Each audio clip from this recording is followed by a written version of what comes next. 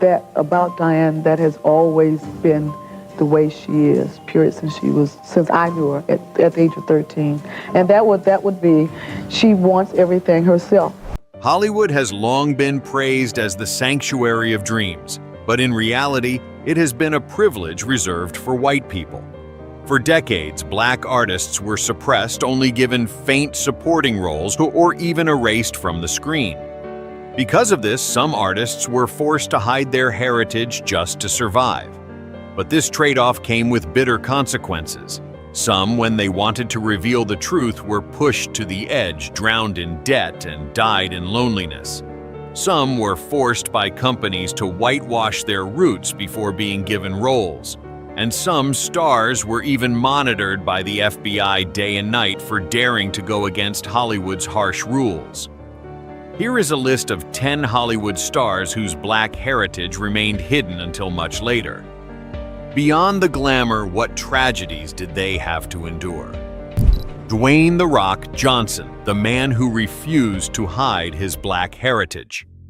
Few people know this before becoming the most powerful man in Hollywood. Dwayne Johnson was once a boy mocked at school. Born in 1972 in Hayward, California, he grew up in a family where glory and pain walked hand in hand. His father, Rocky Johnson, was one of the first black wrestlers to appear on American television in the 70s, often performing at Madison Square Garden and even landing on the cover of Sports Illustrated. His mother, Ata Johnson, was the daughter of Peter Maivia, the legendary Samoan wrestler. Dwayne grew up between two worlds. On one side, the struggles of black wrestlers fighting for a place in the ring. On the other, the proud Polynesian warrior traditions that valued family honor. But American society in those years was far from welcoming. In the 80s and 90s, the big screen was dominated by white, muscular icons like Arnold Schwarzenegger and Sylvester Stallone. Meanwhile, black faces were pushed into supporting roles or sidelined in the global market. When Dwayne first attempted to follow in his father's footsteps, many in the industry dismissed him, saying he wouldn't go far. A 1995 article in the Miami Herald even claimed he was only fit to be a football player or a trainer, but never a Hollywood star. Things shifted in 1996 when he appeared on WWF's Monday Night Raw under the name Rocky Maivia. The audience booed him relentlessly. Wrestling forums mocked him as not white, not fully black, just an outsider. The pressure almost broke him, as he admitted in his memoir, The Rock Says. But instead of quitting, he transformed his persona into the arrogant, confident, self-mocking The Rock. Hollywood wasn't easy either. When he starred in The Scorpion King 2001, critics like Kenneth Turan from the Los Angeles Times questioned whether a face not white enough could become a global box office draw. Rumors spread that Universal had to lighten his skin tone on posters to appeal to European markets.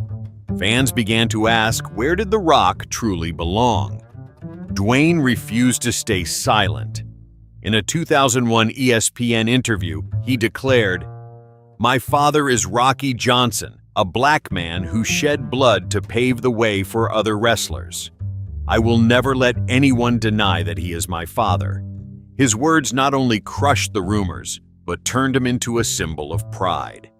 He intentionally included his father's legacy in press events and spoke of both his Samoan and black roots as inseparable halves. Instead of fading, his career exploded. The Scorpion King opened with a record-breaking $36 million, making Dwayne the highest-paid actor in history for a first leading role. Even the newspapers that once doubted him, from the New York Times to Variety, now hailed him as Hollywood's fresh new face. Looking back, The Rock overcame social prejudice by confronting the truth head-on.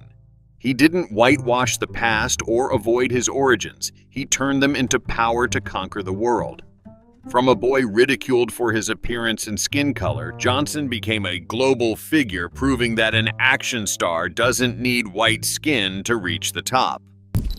Chapter 2. Mariah Carey. the diva forced to whiten her image to sell records.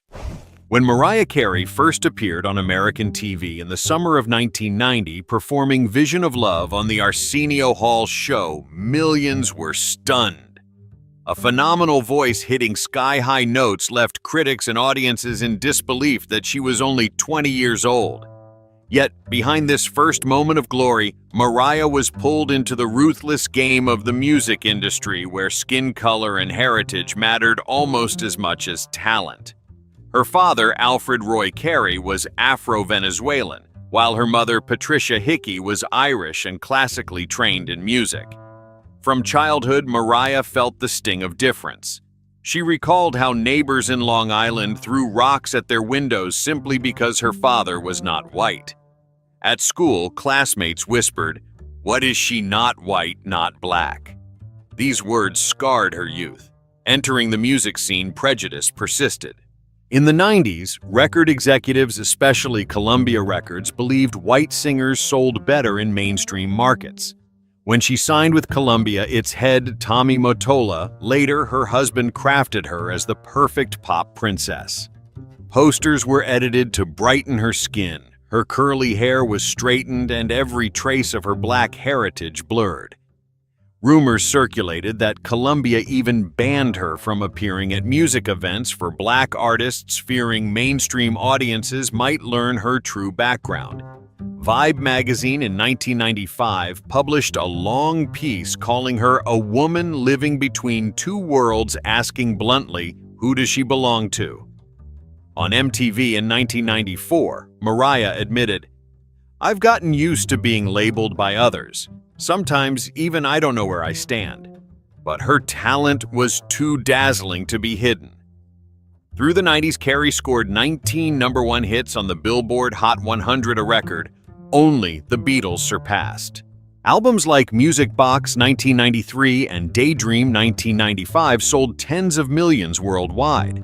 Her massive commercial success forced Columbia and the media to rethink her. She wasn't just the white pop princess they had tried to mold, but a cultural phenomenon. The turning point came in the early 2000s when Carey, in a conversation with Oprah Winfrey, declared, "I'm proud of my father. I'm proud of carrying black heritage. It's a part of me that cannot be separated." Her words shocked audiences. Some were skeptical, others surprised, but many admired her honesty after years of concealment. The fallout was huge.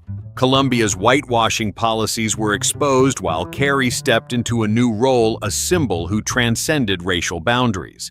People no longer called her just a pop star, but a queen, one of the few who changed how the world saw mixed heritage in music.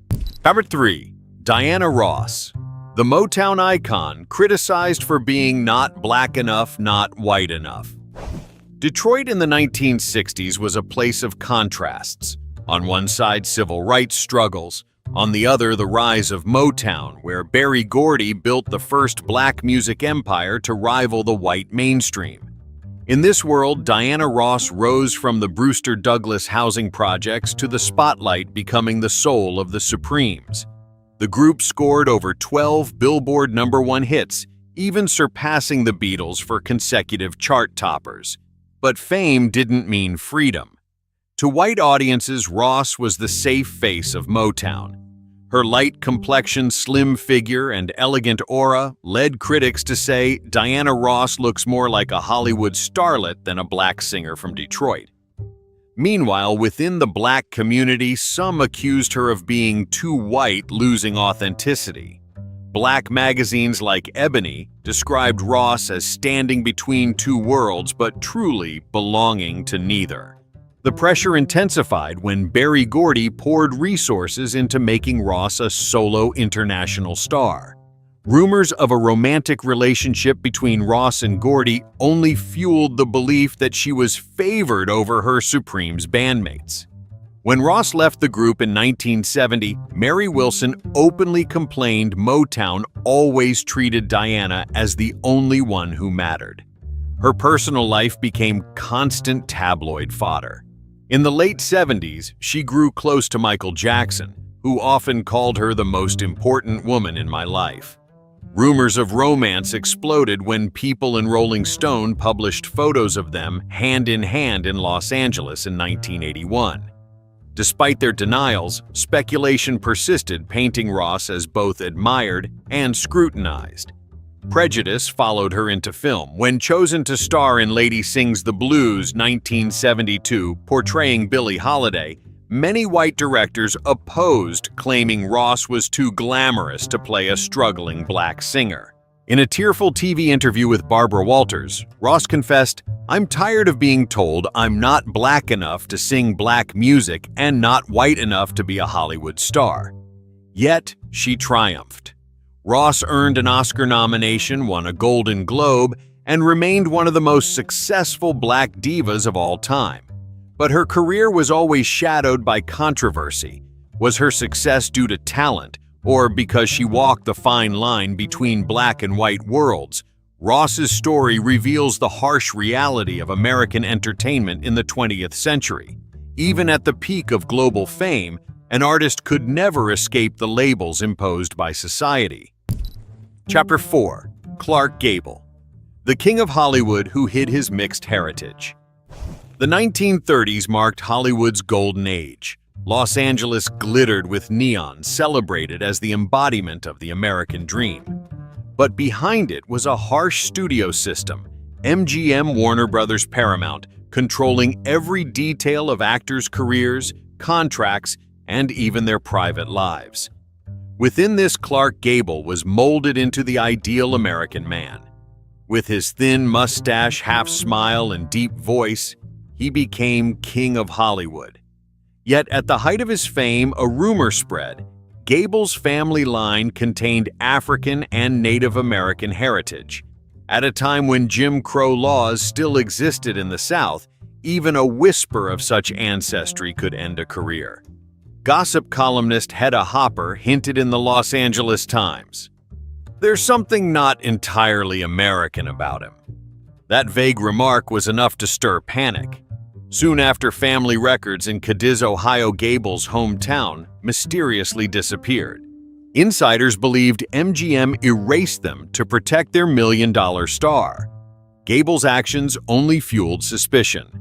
On the set of Gone with the Wind 1939, he defended Hattie McDaniel, his black co-star.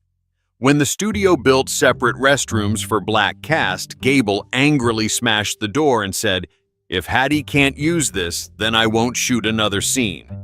McDaniel later recounted this on NBC Radio, shaking the nation.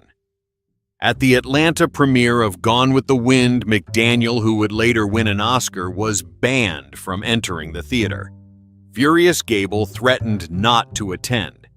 Though he appeared under MGM's pressure, his stance earned praise from outlets like Variety and the New York Times, calling him a rare star who dares to resist Hollywood's cruelty. The rumors of his heritage were never confirmed but haunted him forever. Some directors quietly admitted to The Hollywood Reporter that Gable lost roles because his look wasn't fully white. Tabloids cruelly painted him as a man wearing white skin. But Gable wasn't just an actor. In Wobbewood 2, after his wife Carol Lombard died in a plane crash 1942, he enlisted in the U.S. Air Force at age 40, risking his life in bombing missions over Europe. Once his plane was hit and nearly killed him. The image of King of Hollywood in a bomber cockpit made him a symbol for American soldiers. President Roosevelt even called him the star who carried light to the battlefield.